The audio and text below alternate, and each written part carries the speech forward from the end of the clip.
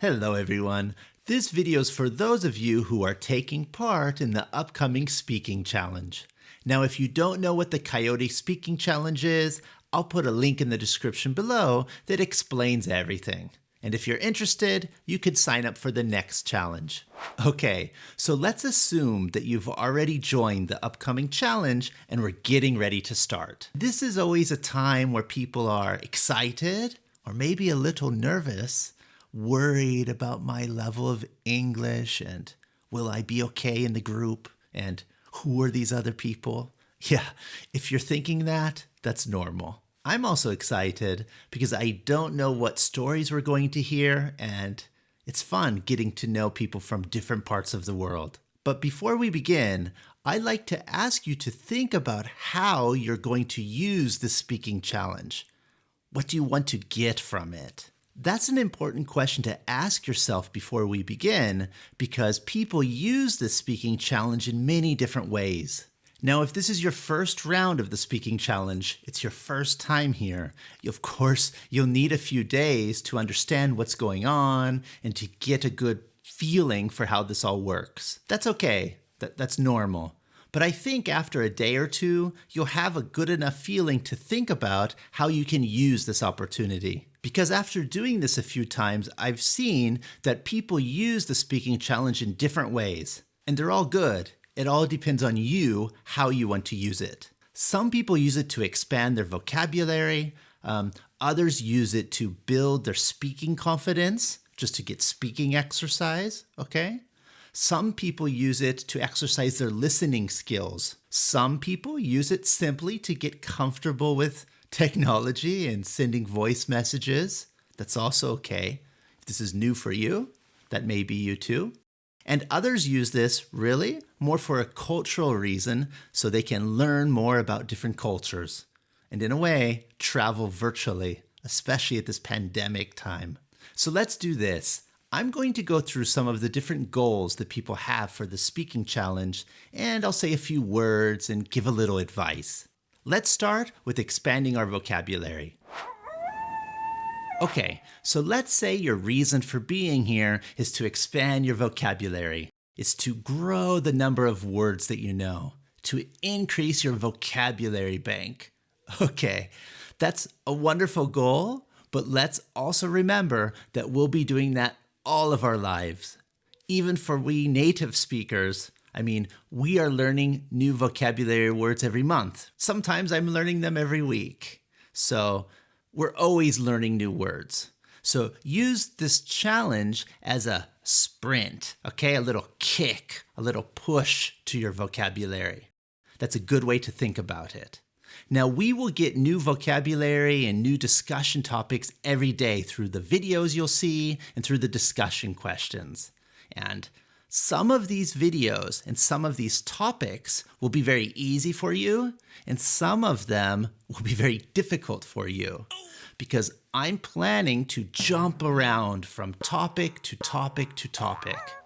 So one day we may be discussing visiting the beach. The next day, we may be speaking about food. And then the following day, we're speaking about some cultural thing that we're comparing together. It's really, really variable. There's a wide variety of questions that you'll be getting.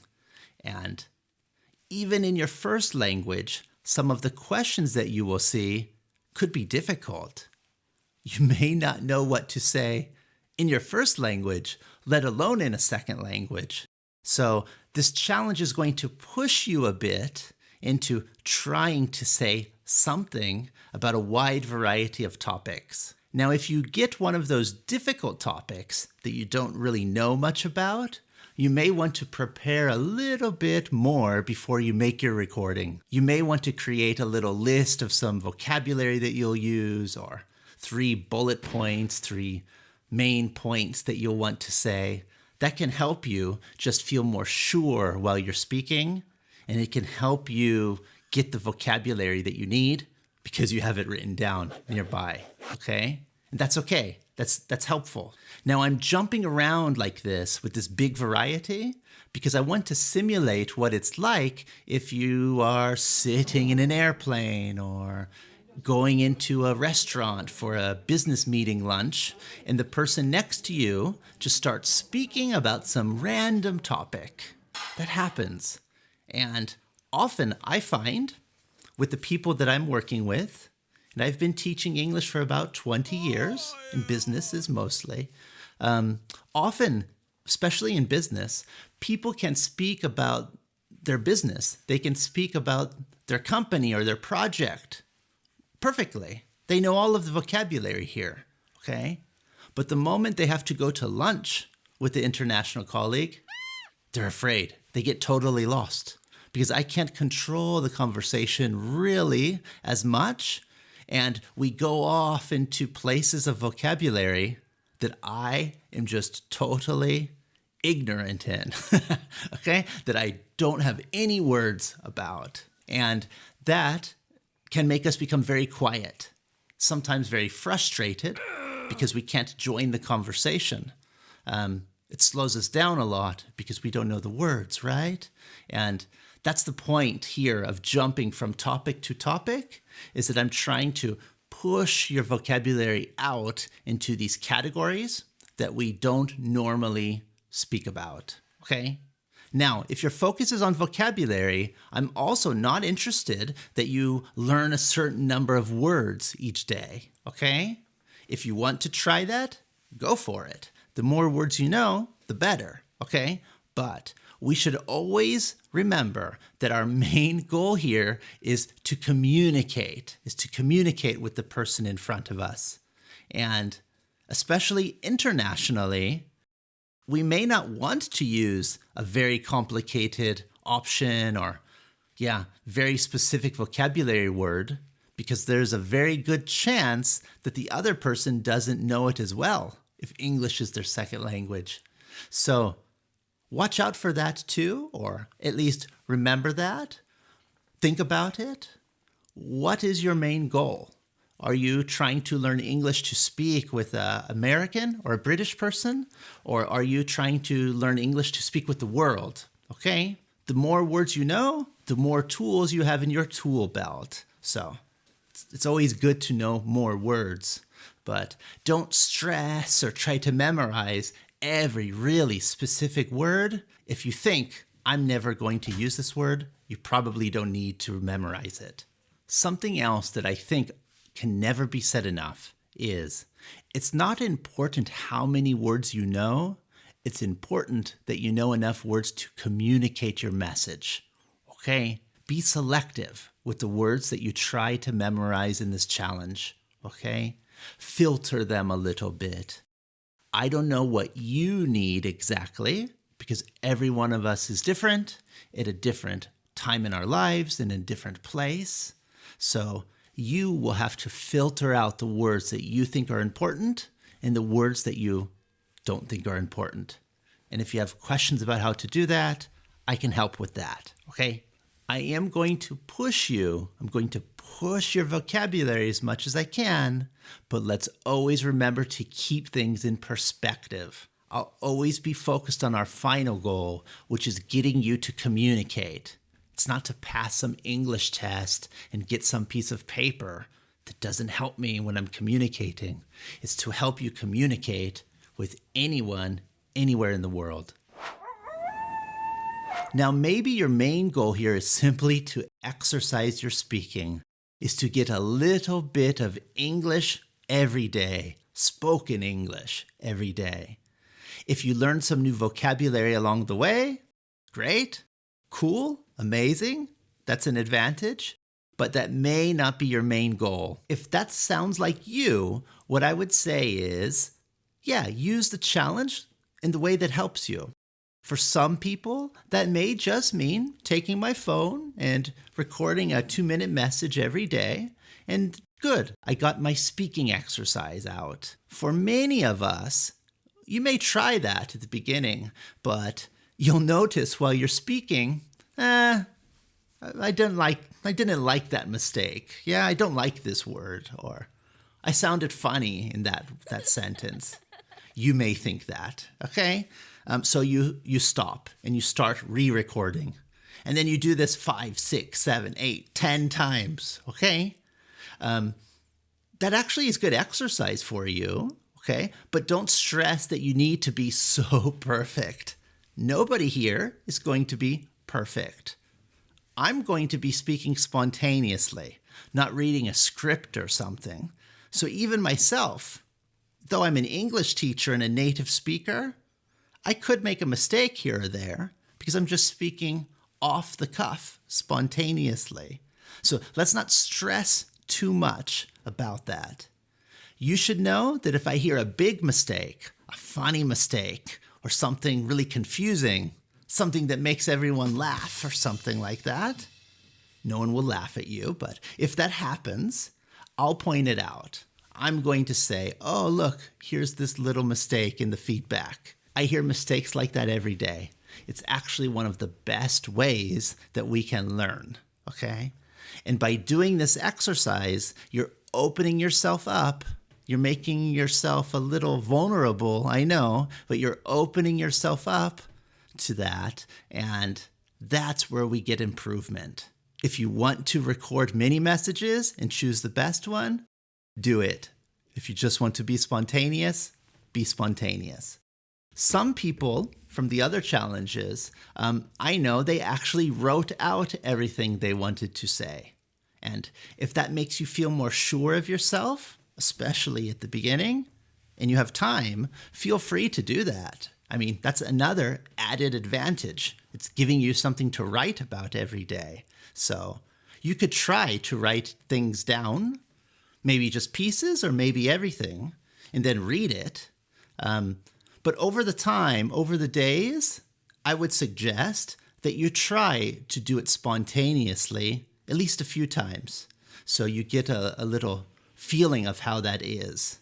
And yeah, that'll push your speaking higher and higher. By the end of the 14 days, if you continue and you really push through this, you will see, hopefully, that your messages are becoming stronger.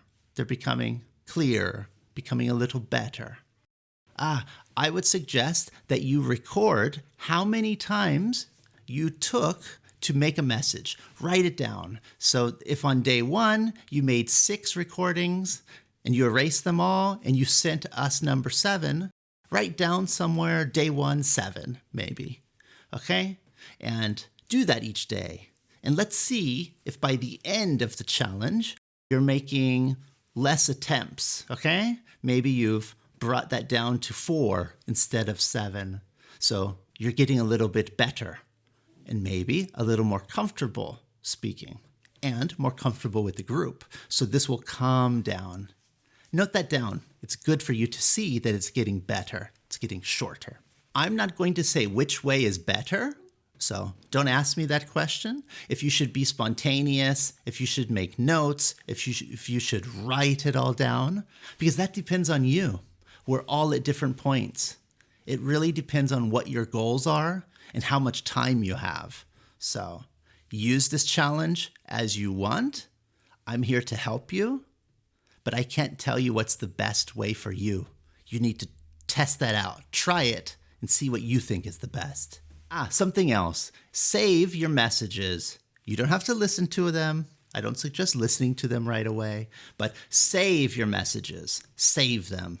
Take them, put them in a folder somewhere that just says speaking challenge. Why?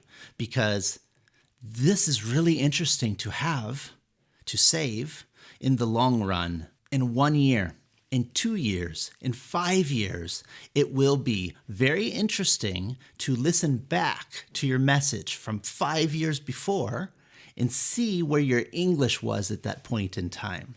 Especially for you higher level people, you may feel like your English has just stayed the same for 15 years or something, okay? It's just plateaued, I would say, as a language trainer. It's increased a lot. At the beginning, it really went high, and then it arrived to a point where you could get your message across, but you don't really feel like it's improving. it actually probably is improving, but it's just over a long period of time. And sometimes we can't see it. It's too gradual. It's too slow to notice it from 1 month to another month. But one way you can do that is by having a recording of yourself from years ago. So please, please, please save your messages somewhere. Just put a date on the folder maybe. And yeah, you can write me a message in 5 years and thank our group here that we did this. Maybe you're here for exercising your listening skills. So if you're focused on listening or you have trouble understanding other speakers, here's what I would suggest you do. Listen to some of the messages from people in our group. Remember, we all have different accents, different levels, different styles, different ages, experiences, everything. So it's very mixed. Take some of those messages. Do your best to listen to them every day. Listen to as many as you can, if this is your goal. And try to get the main message. Try to always get the main idea. Okay? I think the best way you can improve your listening, like with speaking, is by doing it. Luckily, we'll be speaking about the same focused topic or question, so you'll have a good idea of what the person is saying anyways, because everyone in our group will be speaking about that specific question or topic for 24 hours. Okay? So this is going to support you to understand because of the vocabulary. It's in the same category. All right? Let's also remember that English is an international language. You know that. I know, but it's good to remember because very often people have the goal, the objective, to sound like an American speaker, like a Canadian speaker, like an English speaker from Oxford. Okay? That's a goal many people have. And you can aim for that goal if you want to. But let's never forget that most communication in the world in English is between two non-native English speakers. Okay? There are many, many more non-native English speakers, second language English speakers in the world than there are first language English speakers. So if you only exercise listening to American films or the Queen speaking or whoever you listen to, you could run into the problem that you're only exercising with accents that you don't have a lot of contact with, or that you never will have contact with. Maybe you will only have contact with Spain or Italy or Algeria. Okay, I don't know. So through this speaking challenge with many accents, you'll get some exercise at understanding the international aspect of English. And that, honestly, is what we all probably need more exercise in. So if you could understand all of these different accents, that really shows that you're pushing your listening skills, okay? You're working those listening muscles, okay? A quick note on accents. I know, you may be a little bit shy to speak into the microphone because of your accent, okay? You may feel embarrassed about your accent or feel that your accent is very strong. Let me promise you that if you can understand me and you've watched this video to this point, that your level is high enough where you probably don't need to worry about this. Okay? We all have an accent. I have an accent. I have a Californian American accent, okay? The Queen of England has her accent. Every YouTube English trainer you watch, they all have their own accents. We all have our own accents. And English is an international language, and they're just a rainbow of accents, okay? And that's good, in my opinion. That makes the world interesting. how boring the world would be if we all had one accent. So, all we need to worry about is that your accent isn't interfering with your communication. That's all we really need to worry about, okay? So in our speaking challenge, if I hear anyone who maybe makes a little pronunciation mistake and you're just unlucky and by chance you say a bad word, even though you didn't want to, or it was a confusing thing, then I'll be sure to let you know in our feedback. I'll let you know, okay? If I don't say anything specifically about that, it's because it was clear enough for me as a native speaker to understand you, okay? Always remember, you don't need to simulate an American, British, Australian, whoever's accent you want to choose. You don't need to do that unless you want to be a spy. Another extra way you can use this challenge is by simply getting used to sending voice messages. This is not to be overlooked, okay? Now, some of you may be sending voice messages every day in your normal life, and if you do that, you're good at it already. But some people in the group are not used to sending voice messages. They're only writing messages. They never use that voice recording option. They avoid it, okay? This is going to push you into using that more. The general trend in the world at the moment is to use more and more voice messages.